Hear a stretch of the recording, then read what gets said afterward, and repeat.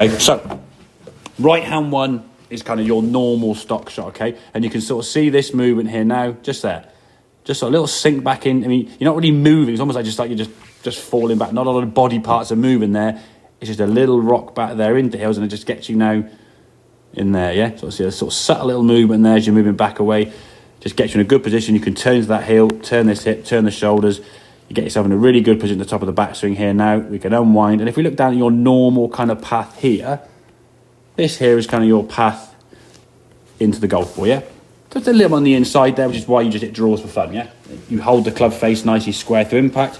The ball then can start kind of down there, and we get a nice little draw, yeah? And that was kind of shot we hit on this one here now. Starts right at target and just sort of misses on the left-hand side there. Just it's a great swing, really good movement, and that's kind of your stock 250-yard 3-wood, yeah? Brilliant, right? The fade. Yes, we've aimed further left, okay? So you've aimed it this way, okay? You've moved your body this way. We talk about moving round the circle rather than just turning your feet on the spot, because that's obviously going to affect your ball position quite a bit, especially if you're going for kind of a dramatic fade or a big old one, okay? But this is where you're going to have to start working. And what you could do, again, maybe something to work on, we could put like a head cover there or box on there to get the path working further left. If you want to hit that ball starting left to target, your path has to be moving left to target with the face slightly kind of aiming the club face here and your path here.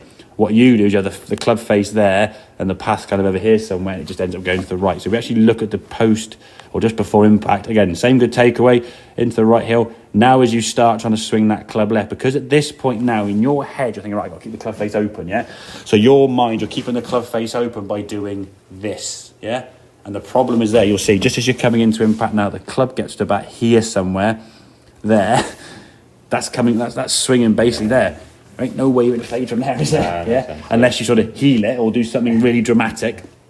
So when the ball then starts off kind of right to target, your arms are swinging left around the corner, so the follow through looks different, okay? It just starts left because the path is slightly on the inside with a closed club face, it'll pull draw. Yeah? So it's understanding how we get that path left. And I would just start with, I think, that lower hand, almost like from the top of the backswing, almost feel like chopping low this way. And this is, again, more feel. You'll be nowhere near that. Yeah. For you to get the club outside the line will be so extreme currently, yeah? With an iron, you could probably do it a little bit easier because you're more over the ball, aren't you? It's steeper. It's an easier thing to do, okay? Exactly. Do you watch golf on TV? Obviously, you look at Tiger Woods, some of the drilled practice swings he makes, yeah? The one thing he doesn't want to do is get that club too far under. I'm not saying your club is underneath, it's just on a nice kind of path into the golf ball. But he doesn't want to get too far underneath here. So you see him making swings that way, yeah? Yes. That's a big old car. What the hell? He's so like a blown weekend hacker, yeah? He's just trying to get the club back in front of him, yeah? Jimenez is renowned for sort of swinging way in there and a big old loopy-loop. It's just trying to get feeling, yeah? Noren's the best example of the weirdest practice swing.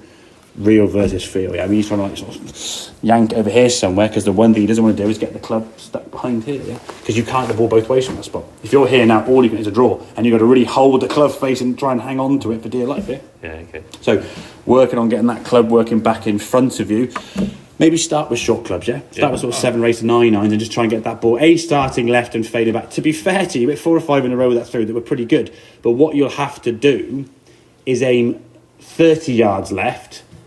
You then still come inside to the body line, but you're so far left, you're still left to target, yeah? But then if you're trying to hit a 10, 15 yard fade into a green and you're aiming like over there somewhere, you're not going to do it. Not going to work out, exactly. Especially on the golf course, if there's trouble left, you're like, well, where's kind of middle kind of thing? So yeah, it needs to just gradually work on that. Does that make sense to me? I've got to say that the normal swings, your draws, and even some of the favourite best I've seen you swing it by country mile, yeah? I think you can see just in your own way of talking about your own game, there's a confidence to it, and not an arrogance. You're just like, you can just see factual information that you're in it good, yeah.